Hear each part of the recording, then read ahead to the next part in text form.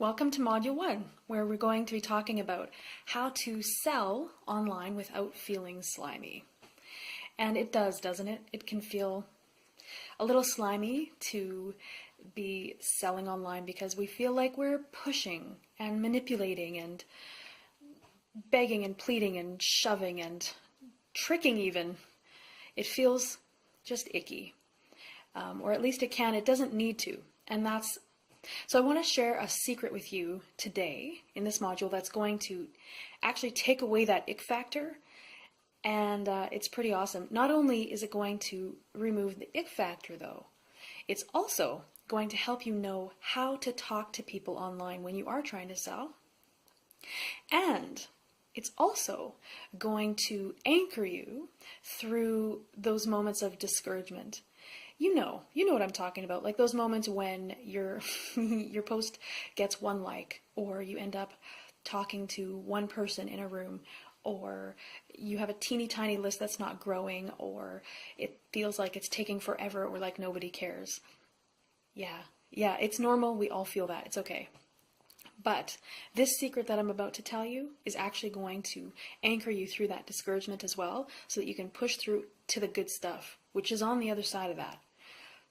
Okay, so are you ready to hear what the secret is? So it's one of those things that's a little bit understated and seems way too simple to be real. But basically the secret is to believe that your message is important. When you believe that your message is important, it completely changes the way that you talk about it, even your willingness to talk about it, and the confidence that you have when you're talking about your what you're doing, what you're offering. And here's the thing, when you really believe what you're doing, what you're offering is something important that other people need, that will really help someone, it suddenly doesn't become about the sale or about you taking from someone. It actually becomes about you giving to someone and helping them. And it becomes a mission, not a sales pitch. So today's exercise is really simple. It's going back in your mind and remembering why you started this. Why did you start your business? Why did you create your book? And as you explore that reason, really remember the feelings, remember the powerful reasons and the motives behind that. Write it down, remember it.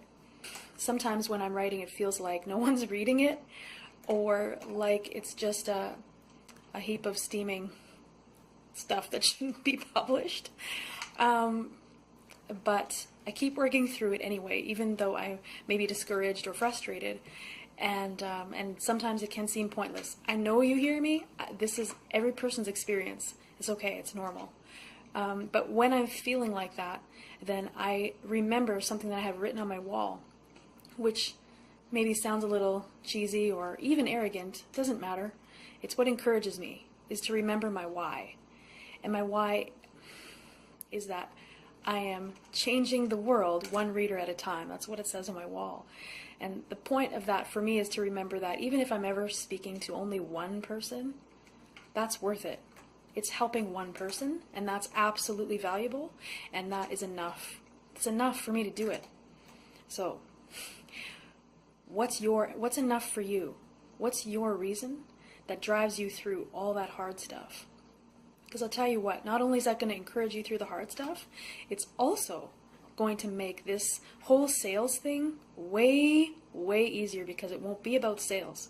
And it won't be about money. It won't be about pushing and shoving and begging and pleading and all the, look at me, buy from me, please. It won't be about that at all. It's going to be about your powerful message and your powerful reason that's good for them. So, okay, I'll leave you with that challenge to remember your why and really cling to that. Okay, see you in Module 2.